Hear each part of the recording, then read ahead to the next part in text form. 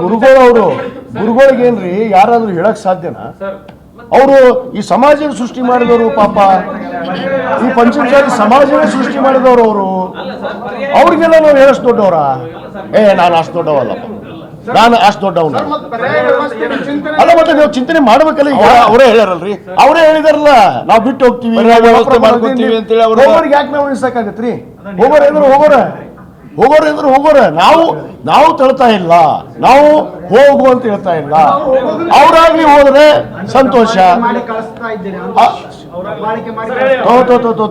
ನೋಡ್ರಿ, ದಬ್ಬಾಳಿಕೆ ಏನಾದ್ರು ಮಾಡೋದಾಗಿದ್ರ ಇಷ್ಟೊತ್ತಿಗೆ ನೋಟಿಸ್ ಕೊಟ್ಟು ನಾವು ಹೊರಗೋಗ್ರಿ ಅಂತ ಕಿಚ್ಚಾಕಕ್ಕಾಗಲ್ಲ. ನಿಮ್ ಕಡೆ ಆಗಲ್ಲ.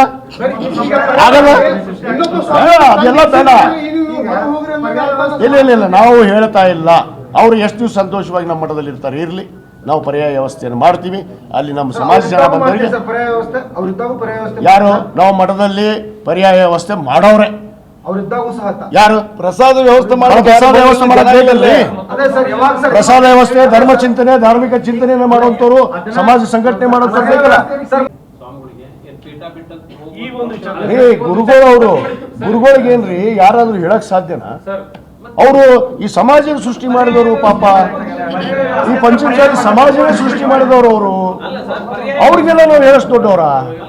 ನಾನು ಅಷ್ಟು ದೊಡ್ಡವಲ್ಲಪ್ಪ, ನಾನು ಅಷ್ಟು ದೊಡ್ಡವನ ಅಲ್ಲ. ಮತ್ತೆ ನೀವು ಚಿಂತನೆ ಮಾಡ್ಬೇಕಲ್ಲ. ಈಗ ಅವರೇ ಹೇಳ್ಯಾರಲ್ರಿ, ಅವರೇ ಹೇಳಿದಾರಲ್ಲ ನಾವು ಬಿಟ್ಟು ಹೋಗ್ತೀವಿ ಅಂತೇಳಿ. ಅವ್ರಿಗೆ ಯಾಕೆ ನಾವು ಉಳಿಸಕ್ಕಾಗತ್ರಿ?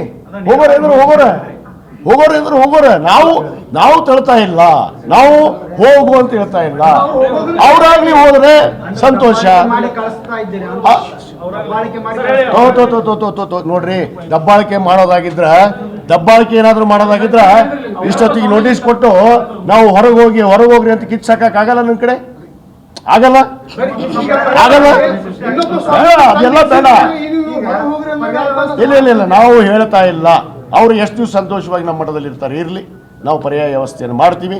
ಅಲ್ಲಿ ನಮ್ಮ ಸಮಾಜ ಜನ ಬಂದವರಿಗೆ ಯಾರು ನಾವು ಮಠದಲ್ಲಿ ಪರ್ಯಾಯ ವ್ಯವಸ್ಥೆ ಮಾಡೋರೆ ಯಾರು? ಪ್ರಸಾದ ವ್ಯವಸ್ಥೆ ಬೇಕಲ್ರಿ. ಪ್ರಸಾದ ವ್ಯವಸ್ಥೆ, ಧರ್ಮ ಚಿಂತನೆ, ಧಾರ್ಮಿಕ ಚಿಂತನೆಯನ್ನು ಮಾಡುವಂತವ್ರು, ಸಮಾಜ ಸಂಘಟನೆ ಮಾಡುವಂತವ್ರು ಬೇಕಲ್ಲ.